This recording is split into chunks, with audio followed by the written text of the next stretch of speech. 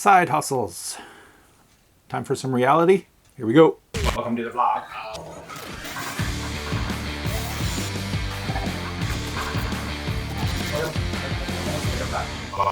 Hey friends, welcome back. In this video I'm going to touch on a few side hustles that I've been trying over the past 6 months. Actually a couple of them are a little older than that, but we'll get to that later. And basically I'm going to be real. It hasn't been going so well. And the funny thing is depending on who you're watching on YouTube, you could be kind of led down a path where they make it look easy. I'm here to tell you that you may get lucky and have some success based on that, but if you're not basically doing this as a full-time job, if not more, like I'm talking like 60 hours a week more, then you might not be doing so well. And I'm going to also preface this in saying that my results are based on the fact that I admittedly have spread myself pretty thin. But that said, let's get to it and I'll show you what I've been trying and give you some reality. So first things first, let's start with a kind of a list of the 4 things that I've been doing, and then I'll break it down into individual items and we'll talk about those in more depth. So first on the list is I've had basically a t-shirt and funny mug shop on Shopify and Etsy. And then I decided that I was going to try basically no content books on KDP Publishing, which is on Amazon. And while I've been doing that, I've also been uploading footage that I've been shooting over the past, what are we at now? Holy moly, 6 years? Wow, yeah. So over the past 6 years, while I've been out and about shooting, I'm starting to upload that footage in small clips to stock websites using Blackbox, which is a kind of a global entity which you upload your footage, keyword it, and they send it out to multiple stock websites on your behalf and then pay you as licensing comes in. And the fourth and final one that I tried based on my own trust in another YouTuber is basically I created a second YouTube channel and started creating long form sleep music videos with kind of mesmerizing video over meditation and sleep type music, you know, like the mellow vibe, ethereal kind of stuff to fall asleep to. So those are the 4 things that I've tried. Definitely one of those is getting kicked to the curb. We'll get to that in a minute. And from there, let's get into it and I'll talk a little bit more about each one. There's also a little bit of a bonus one at the end. It's not really technically a side hustle. If you're a photographer, it might be of interest to you, but it's basically just my photography in general. I did step into the world of NFTs.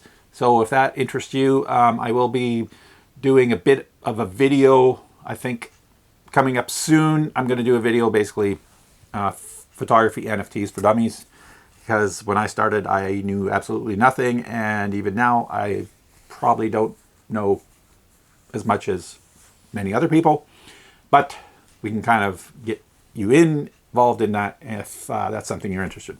Another video. Anyway, so first things first, selling print-on-demand t-shirts on Shopify and Etsy. I started with a Shopify store, and because I've been cranking out designs, I have over 1,100 designs, and I needed to upgrade to the higher tier. And then back when I started in 2019, the Printify, who's the platform I'm using to print the t-shirts on demand, they didn't have an integration into the shipping for Shopify, so there's an extra add-on, and I was paying $52 Canadian a month for Shopify. And over the past 3 years, I have not been making that money to even cover that from that store. Now, there's a little caveat to that. I was also not making enough money to support a advertising budget. So there was no advertising. I wasn't buying any advertising to push people to the Shopify store. At the same time, I also tried briefly eBay, but the listing costs were too prohibitive. I wanted to do more within Amazon, but integration from these print-on-demand platforms to Amazon is either non-existent or complete crap. I have not found anything. I've not found a third-party app. I signed up for an app called Cadisto, I think it's called, and that was supposed to help with Amazon integration, and they basically gave me my money back and said go away because their integration doesn't really work with apparel and all the variants. And I'm just like, okay, so nobody that I have found, I kind of gave up on trying to push stuff to Amazon. That said, I am on Amazon merch. I'm on the second tier. I've sold more than 25 shirts, but they haven't bumped me up to the 100 design tier yet. Whole other story. Over time, I basically ditched Shopify. I killed Shopify. I still have my domain name and that kind of thing, but my store is under construction as I transition to WooCommerce because I know WordPress pretty well from my design time, and I figured, okay, well, this is definitely more cost effective.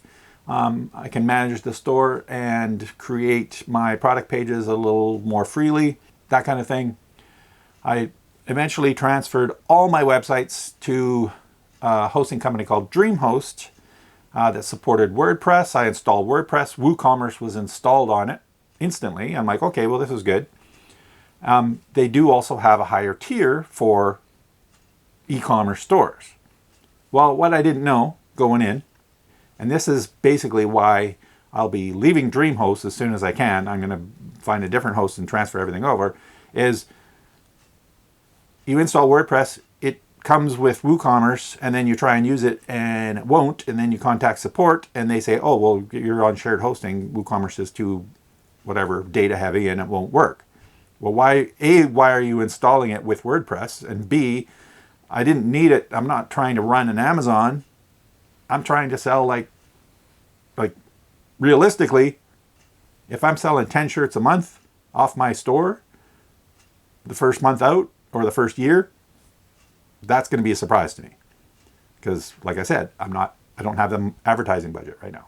So anyways, that WooCommerce thing is going to come into play later on as well. But basically, I signed up to DreamHost, and yeah, they don't support WooCommerce unless you upgrade, and the upgrade is like $18.95 a month, and that's for one WooCommerce site. So moving on, I've done some research. I'll let you know who I go with later on. Back to the t-shirts. So my actual store is offline, but I'm still on Etsy. Now, it's been touch and go. You know, like some months I'll sell 5 or 6 t-shirts. Some months I'll sell, 10, 15. But I haven't really broken a lot of ground here. Now, fast forward to last March, a couple months ago, my brother messaged me and he goes, you should design a version of this t-shirt that the president of Ukraine is wearing. And I'm like, what are you talking about? So he sends me like a screen capture or whatever, and I look at it. I'm like, okay. And more or less just to appease him, because he's my brother, and if you knew him, you'd know that I would never hear the end of it.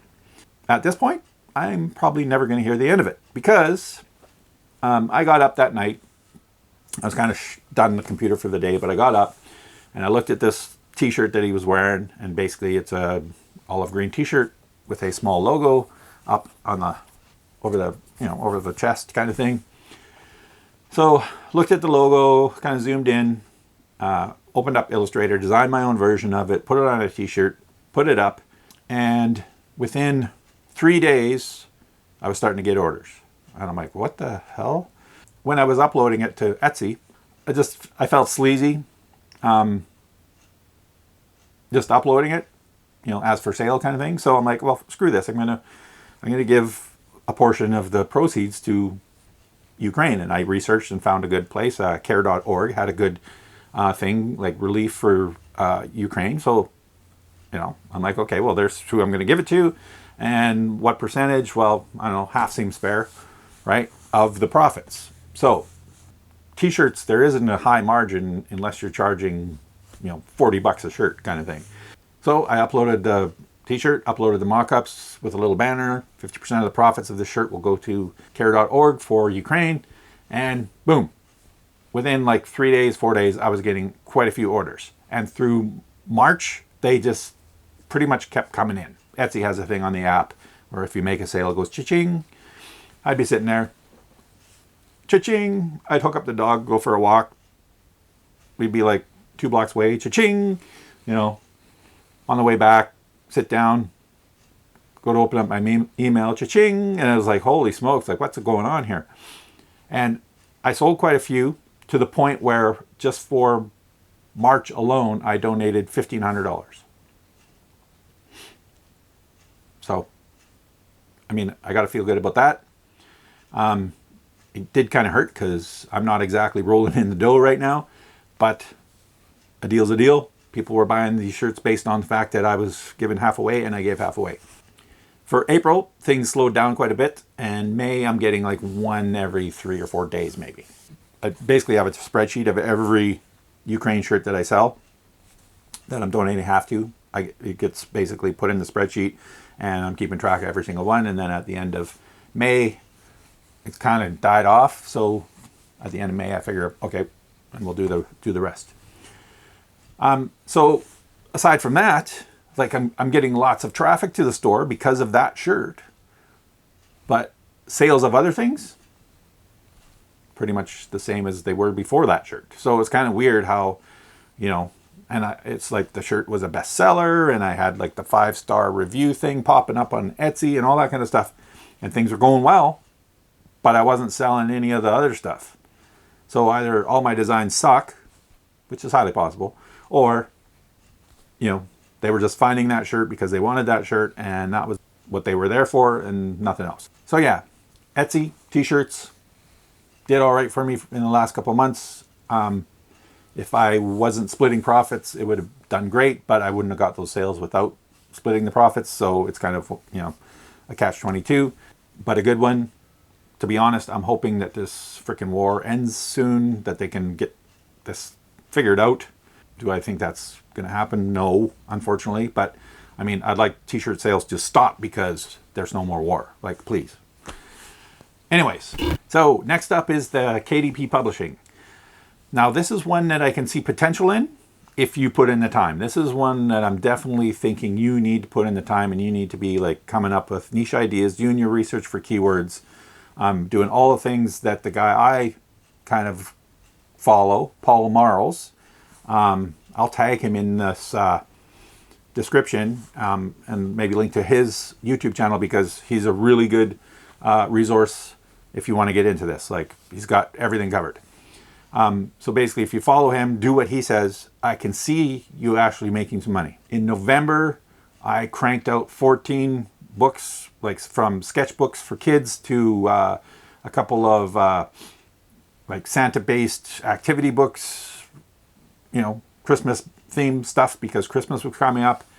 And you know, like, you don't make a lot of money per book, but the thing is to get a book that, you know, becomes popular or is popular, like every Christmas you do, you know, a good amount of sales or etc. But basically, it's a numbers game, and you're going to be putting a lot of work and going, okay, I'm not making any sales, but then eventually, you know, if you do something right, and release the right book, you will get sales. So over the course of November, I cranked out 14 books, and by the end of December, I'd made about $72, $75. Not a lot, but there's potential there. And I was just starting. And there's a bit of a learning curve because if you design a cover for a 20-page book, and then all of a sudden you want to design a cover for a 160-page book, you can't use the same cover dimensions because they're factoring the width of the pages stacked together, etc., and it's different. So you have to kind of, you know, find basically your sizes and settings and figure out, okay, I want to do a bunch in this you know, I want to do a bunch of 160-page journals with this cover, and then you can design and go nuts kind of thing. If you're changing it up all the time, there's a lot of like, okay, well, what is the cover dimensions for this and that kind of thing. There is easier ways to do it. He'll touch on all that stuff for you. I'm not going to get into that. I'm not going to try and compete with, you know, guys like him who just have the knowledge and all that already kind of wrapped up and ready to give to you. So check him out if you're interested in that. I did make some money early on through the Christmas season, and then it dropped down. I'm like selling maybe 2 or 3 a month. Caveat, I haven't been making a lot of new books either. I mean, I think I have 30, maybe 40 books. If you put in the time and put out more books, like say you get into a rhythm and you're doing, you know, 30 books a week, you're going to have more success, I think, than me. And a lot of it comes down to keywords, and that's where to do your research. Watch Paul and check that out. And the other thing is, you know, you have to have good designs. If your designs are crap and you're, you know, you're just copying somebody else or you're not doing anything unique, it might be a struggle. Let's get real. So that's a rundown on the KDP publishing so far. Again, I haven't been putting in the time. Like I said at the beginning of this whole video, I've spread myself pretty thin. Next up is stock photos and stock video. Now, I started stock photos way back when iStock started up and was like basically selling, like licensing photos for like 50 cents for a download. And anybody could pretty much get in, right? I don't even know when that was, like 2003 or something. I can't even remember. And back then, there were some people that, not myself, but there were some people that saw the potential in that. I know that there was a girl in Montreal who got her husband and started just taking pictures of him like holding a laptop open and that kind of thing. Like she had, you know, basically an in-house model, and she just ran with it, and she made hundreds of thousands of dollars from iStock back in the day. And the potential again is there, but you have to be putting in the work. You have to be putting in time creating unique, good stock photos and uploading them. And now there's so many competitors. There's iStock, there's Dreamtime, there's Getty Images, which is bought in iStock, and then there's Adobe stock now. And it's like, you know, I basically upload to my iStock account once in a while and an Adobe stock account. And on average, I'm making maybe $100 a month. There is money there to be made. You have to spend the time taking those photos, you have to spend the time editing those photos, and you have to spend the time keywording and uploading those photos. And it takes a lot of time. And if you don't have that time, or you're spreading yourself too thin like I am, you're not going to have the numbers going up to create the income coming back in, right? Because again, it's a numbers game. And the content has to be good. Like, let's get real. If you're just uploading, you know, 600 pictures of your cat, chances are you're not going to sell too many of them. So, and to be honest, they're not going to get accepted anyways. So, again, do your research and think outside the box. Create something unique. Come up with your own, you know, style, and keep on working to improve the work that you're uploading. And there's potential to make some money. Now, on the video side of that, basically it came down to, like I said, I shoot a bunch of video for everything that I'm doing. And I'm to the point now where if I have the time somewhere and I see, oh, you know, well, here's an example right out my window. There's a birdhouse blowing in the breeze, okay? If I were to set the camera up, film 30 seconds of that birdhouse and the tree leaves just blowing by each other, who knows? Somebody might be looking. I need something for a birdhouse, for a gardening website or whatever. Bada boom, right? Again, it's a numbers game. And again, try and find stuff that's unique that maybe not a lot of people are thinking of shooting. There are resources out there to make it a little easier. Like I mentioned, Black Box Global is who I'm using. And over the course of the past year or so, I've uploaded close to 300 videos. And realistically, I've sold 2, licensed 2. Granted, the license for those 2 was about, well, close to $50. $50 is $50, right? Yes, it was a bunch of time, and yes, it was a bunch of work. But again, it's a numbers game, and the more video that you upload and the better your clips are, and technically a lot of this stuff you have to kind of consider as putting money in the bank. Like, I still make sales on iStock of like small 3 megapixel pictures of like a shot glass that I took in my apartment in Vancouver in the early days of iStock. I'll still license one of those and make a few bucks, right? Because the prices have obviously gone up since the 50-cent days and this and that. And, you know, and it's not I don't think you can get a large version of it because the resolution isn't there. But somebody came along, went, I need a picture of a shot glass with a, you know, whatever for my website, and I don't want to pay a lot of money. Oh, this one's, you know, whatever, $2. So there it is, boom, and I make a sale. So yeah, stock photography, stock video, making a little bit of money. Again, spreading myself too thin, and I'm not putting in the hours and hours that you should be putting in if you truly want to make an income from it. All these things are, like I said, they're like a small business, and you have to be putting in the time.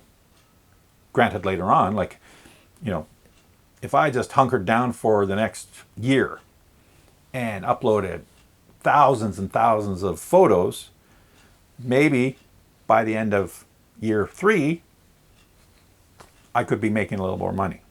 Will I be making a full-time living? I would venture to say no, but I'd be making more than I'm making now. So it's kind of cause and effect, basically. So that brings us to the last side hustle that I've tried over the past 6 months. And this one has literally, I started this November 1st. It is now middle of May. And this is the one out of the 4 that I am kicking to the curb. Basically what I decided to do, I was on YouTube seeing a bunch of videos for sleep music, right? Basically long form videos, like some of them were like 8 hours long, 9 hours long, 10 hours long. There was everything from music for meditation, music for studying and better focus while you're working and that kind of thing. There was music for falling asleep to, bunch of different stuff. So basically what happened is I went down the rabbit hole, again, based on another YouTuber's, I should almost call this guy out because he's kind of a joke, to be honest. But anyways, this guy on YouTube basically said, you know, how to make money on YouTube in 10 minutes or whatever. And he basically found a sound clip of some rain and a video clip of some rain and lightning, put it together, looped it, put it on YouTube and said, you too can make money with rain videos. Because people like rain videos to fall asleep to and this and that and, you know, whatever. So that was what started it. And then I looked into more and more things and found, like, you know, sleep videos and that kind of thing.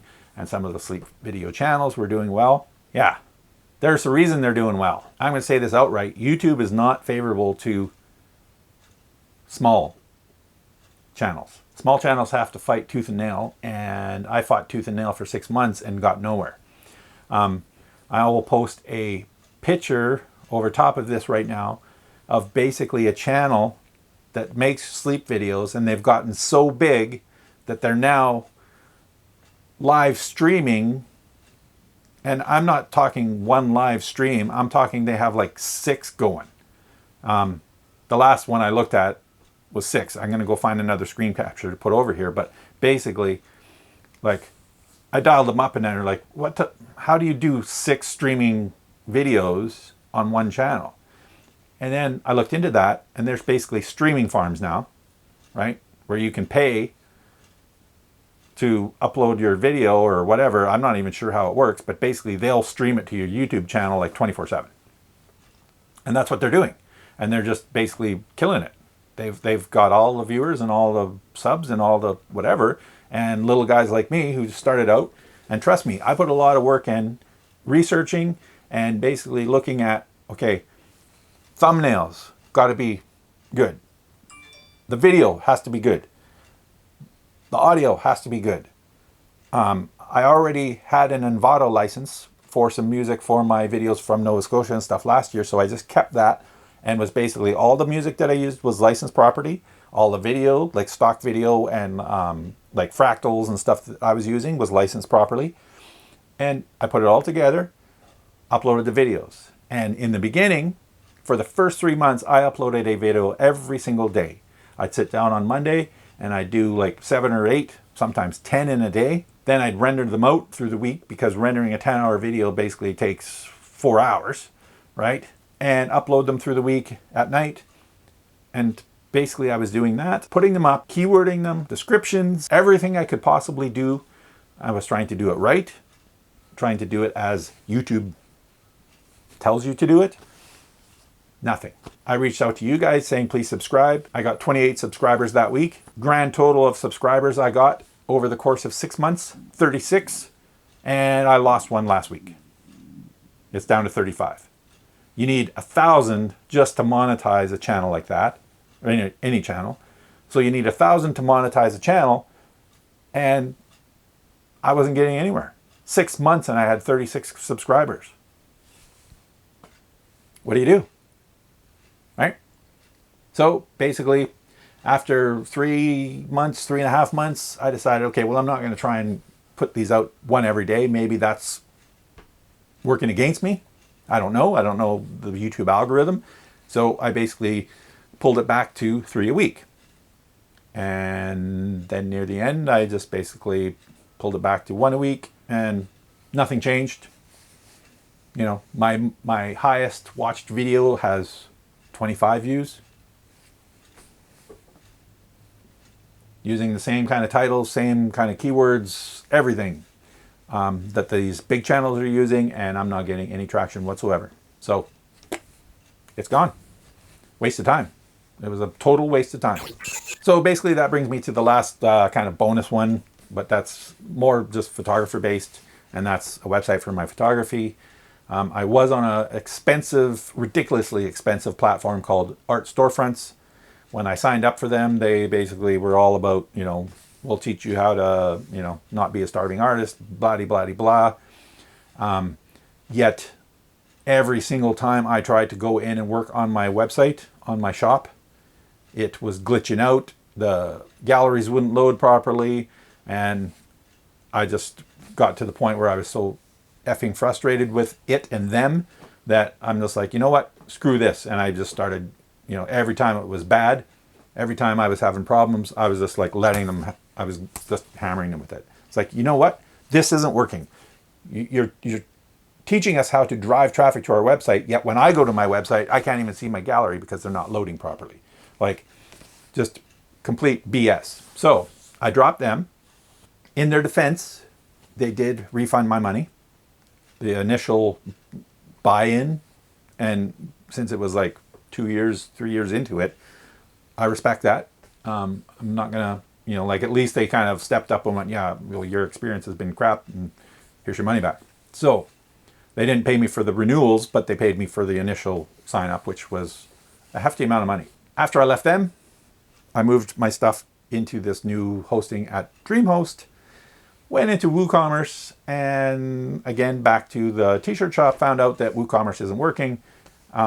Again, I thought that this would work okay because I'm not selling hundreds of prints a month. I'm selling 3 a year from my website. So right now, the print part of that is under construction, just as the whole Wonder Dog Swag shop is under construction, because I now have to move my hosting to somewhere where I can at least set up 2 WooCommerce shops for less than $50. And that's pretty much where I'm at. So that said, like I mentioned before, I did start with NFTs. Again, NFTs are a whole different ball of wax, and I'm not going to get into the nitty gritty of that in this video. Photographers are selling NFTs, and basically what that is a legitimate digital ownership of a digital piece of art. Think of it as the new world way to collect collectibles, like you would baseball cards or basketball cards or antique figurines or whatever, but in the digital form, right? So now, if you were to go to my NFT marketplace and go, oh, I really like this picture of Wayne's, I'm going to buy it, you are technically the owner of that photo. So just like if I went down to a fine art shop and bought an original Picasso, they're going to give you a thing saying Wayne is the legitimate owner of this piece of $1 million artwork, and you know, this is the certificate of authenticity saying that it's real and not a remake or whatever, and you know that I own it. Well, basically an NFT is, here's a digital photograph of Wayne's, and here's your digital ownership certificate on the blockchain. It's a rabbit hole that you're either kind of interested in or you're not. And if you're not, I'm totally fine with that. If you are, you might already know what I'm talking about. And if you don't know what I'm talking about but want to learn, then you know, you can start doing some research on it. Just research photo NFTs, and there's tons of videos on it. YouTubers doing it. I will do my version of it for dummies coming up in the next while. But other than that, that's as far as I'm going to go. But basically, I offer some NFTs. I have 3 collections up, 20 images each. There won't be any more images added to those collections. And that's the scarcity and the limited version of it. These are one of ones. So if you buy one, there's nobody else is going to own that photo. I will own the copyright to it. And if I want to do a small calendar or something, a print calendar, I can still do that legitimately, but you technically own that photo. You are the sole owner of that photo. So, I can just see it, because there's so many things. If you really go down the rabbit hole of, you know, where our digital lives are going, I can see the potential that, you know, people, well, they already have digital virtual galleries that they're putting their NFTs in, right? So I can dial somebody up on Twitter who's a collector and click on their link and go to their gallery and see all the other photos that they've collected that they own, and they're in their gallery. It's kind of strange, but I can see the world is kind of evolving into being online more virtual reality kind of stuff. So, hey, I'm in the game. That's all I can say. Have I made any sales? Not a single one yet. That said, I think I've rambled on about this stuff long enough. If you've made it this far, I thank you for watching. If you haven't already, please subscribe and click the bell notification button, because that lets you know that there's more videos popping up. And yeah. So other than that, yeah, things are a little tight, not gonna lie. And that said, if you do want to buy a t-shirt, the link to my Etsy shop is in the description. If you'd like to peruse some NFTs or my photography. And as far as photography goes, if there's any picture you see in my social media that speaks to you, on my website that speaks to you, just because there isn't a direct page to buy it, a print, just reach out to me. I will walk through every aspect of it, from size to what kind of paper you'd like. If you'd like it on canvas, I can accommodate all that stuff and would love to sell you a print. I'd be honored to have a piece of my work on your wall if you're so inclined. So yeah, if you see anything that you like, please reach out to me and I will take care of you. All right. So with that said, I'm going to log off now. Goodbye. Stay safe. And yeah, we'll talk to you all soon. Okay. Bye.